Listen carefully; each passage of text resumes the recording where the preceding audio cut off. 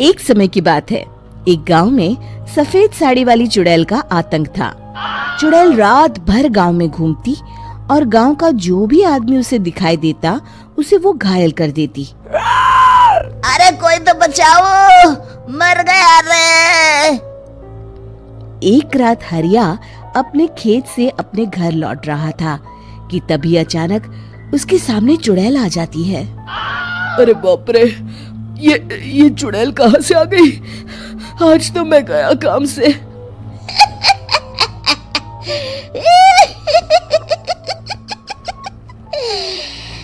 आज मुझे मेरा शिकार मिल गया। अरे चुड़ैल दीदी, मुझे छोड़ दो। जैसे ही चुड़ैल हरिया की तरफ बढ़ती है, हरिया वहाँ से भाग जाता है और अपने घर के दरवाजे पे पहुँचता है। अरे भगवान, जल्दी से दरवाजा खोलो, मेरे पीछे चुड़ैल पड़ी है। हरिया की पत्नी जल्दी से दरवाजा खोल देती है। अरे आप इतना हाफ क्यों रहे हैं? अरे मेरे पीछे चुड़ैल पड़ी है, आज तो मैं बाल बाल बच गया। जल्दी से सभी दरवाजे और सभी खिड़कियों को बंद करके बत्ती बुझा दो। तभी चुड़ैल हरिया के घर के पास पहुंच जाती है। अरे वो आदमी कहाँ गायब हो गया? मैं भी देखती हूँ आखिर कब तक बचेगा। मैं अपने शिकार को इतनी आसानी से नहीं छोड़ती। इतना कहकर चुड़ैल वहां से चली जाती है। वहीं दूसरी तरफ हरिया और उसकी पत्नी दोनों अपने घर की खिड़की से ये सब देख रहे होते हैं। अरे बाप रे, ये तो बड़ी डरावनी चुड़ैल थी। अगले दिन ये बात आग की तरह पूरे गांव में फैल जाती है और धीरे धीरे लोग चुड़ैल के डर के मारे शाम होते ही अपने घरों से बाहर निकलना बंद कर देते हैं। कुछ दिनों के बाद भाई, मैंने तो इस चुड़ैल के डर के मारे रात को अपने खेतों को पानी देना बंद कर दिया है। कहीं मेरी फसल सूख गई तो मैं तो कहीं का नहीं रहूंगा। साहूकार का कर्जा कैसे चुकाऊंगा? अरे भाई, पूरे गांव वालों का यही हाल है। पता नहीं ये चुड़ैल हमारे गांव में कहां से आ गई। फिर एक दिन गांव के पास वाली नदी के किनारे एक बहुत बड़े तांत्रिक के आने की बात कुछ गांव वालों को पता चलती है। वो लोग जाके ये बात गांव के मुखिया को बताते हैं। मुखिया जी, नदी के किनारे एक बहुत ही पहुंचे हुए तांत्रिक बाबा आए हैं। हमें उनसे मदद मांगनी चाहिए। मैंने सुना है वो बड़े बड़े भूतों और चुड़ैलों को अपने वश में कर लेते हैं। मुखिया जी सभी गांव वालों को लेकर उस तांत्रिक के पास पहुंच जाते हैं। ओम फट स्वाहा, ओम फट स्वाहा। तभी तांत्रिक अपनी बंद आंखों को खोलकर कहता है, क्या बात है? तुम सब लोग यहाँ क्यों आए हो? मुखिया जी उस तांत्रिक को सारी बात बता देते हैं। अच्छा, तो ये बात है। और तांत्रिक अपनी आंखों को बंद कर लेता है। मैं देख रहा हूँ तुम्हारे पूर्वजों ने बहुत पाप किए थे, जिससे ये गांव अब श्रापित हो चुका है। उसी के फल स्वरूप तुम्हारे गांव में चुड़ैल आई है। ये चुड़ैल बहुत खतरनाक है, ये किसी को नहीं छोड़ेगी। हे भगवान, मर गए रे, अब क्या होगा? तभी गांव के मुखिया जी कहते हैं, बाबा, इस चुड़ैल से हम सबको बचा लीजिए। कोई तो उपाय होगा। इसका सिर्फ एक ही उपाय है।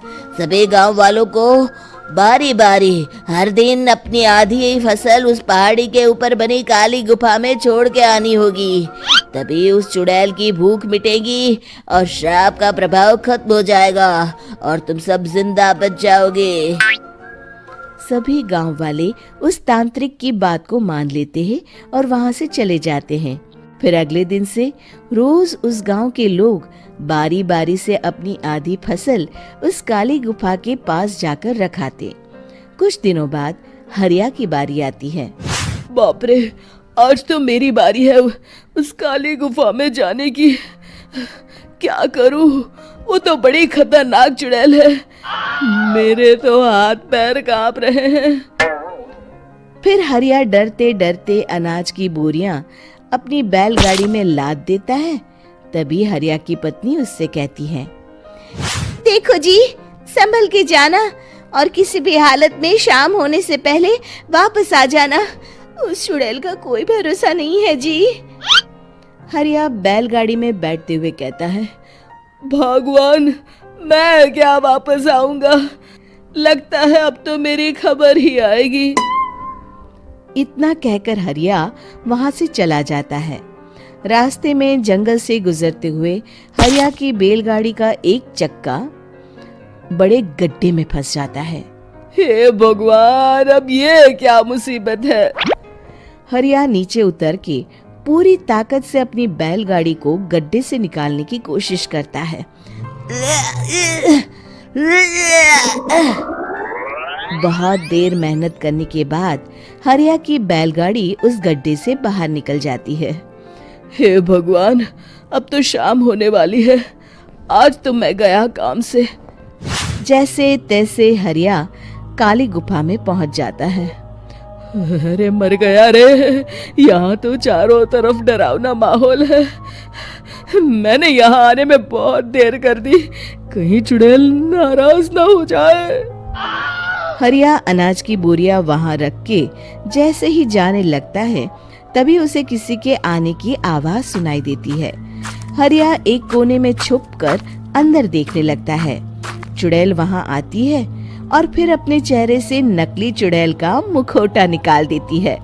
हरिया ये देख के हक्का बक्का रह जाता है। तभी चुड़ैल कहती है, भैया यहाँ आना। आज तो बहुत अनाज आया है, इसे मिलाकर अब हमारे पास ढेर सारा अनाज जमा हो गया है। कल ही हम इसे शहर में बेच आएंगे और माला माल हो जाएंगे। तभी अंदर से नदी के किनारे वाला तांत्रिक बाहर आता है। अरे, ये तो तांत्रिक बाबा है। हाँ, अब तो हम दोनों की जिंदगी मजे में कटेगी। गांव वालों को बेवकूफ बनाना इतना भी मुश्किल नहीं था।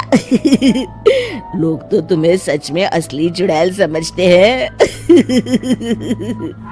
हाँ, तुमने सही कहा। अब ये गांव वाले चुड़ैल के डर से जिंदगी भर इस काली गुफा में अनाज पहुंचाते रहेंगे।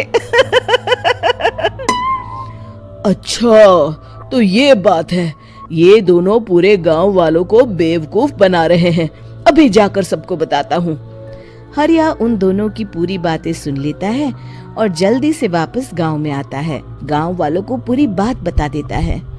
इससे पहले वो दोनों हमारा अनाज लेकर शहर जाए, हमें उन दोनों को पकड़ना होगा। उधर दूसरी तरफ नकली तांत्रिक और नकली चुड़ैल बनी औरत एक बड़ी गाड़ी में सारा अनाज लाद के वहां से निकलने की तैयारी कर रहे होते हैं। जल्दी करो, इससे पहले हमें कोई देख ले। हमें यहाँ से निकलना होगा। और तभी वो दोनों देखते हैं कि सामने से सभी गांव वाले अपने अपने हाथों में मशाल लेके आ रहे हैं। दोनों बुरी तरह डर जाते हैं। रुक जाओ, तुम दोनों का भांडा फूट चुका है। अरे मर गए रे, ये गांव वाले कहाँ से आ गए? तुमने क्या सोचा इतनी आसानी से यहाँ से निकल जाओगे? ये अनाज हमने अपने खून पसीने से दिन रात खेतों में मेहनत करके उगाया है। दोनों मुखिया जी के पैरों में गिर जाते हैं। हमें माफ कर दीजिए, हम दोनों एक नंबर के कामचोर हैं। बिना मेहनत किए पैसे कमाना चाहते थे। हाँ हाँ, अब हम आगे से मेहनत मजदूरी करके पैसे कमाएंगे। हमें कुछ मत करना, हमें छोड़ दीजिए।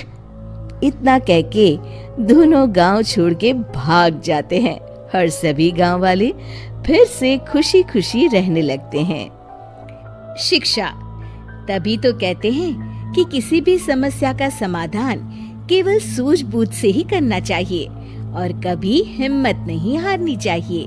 दोस्तों, हमें उम्मीद है कि आपको हमारी ये कहानी पसंद आई होगी। कृपया हमारे चैनल को सब्सक्राइब करें और सभी अपडेट्स के लिए बेल आइकन जरूर दबाएं। और हाँ, वीडियो लाइक और शेयर करना मत भूलिएगा। Bye bye.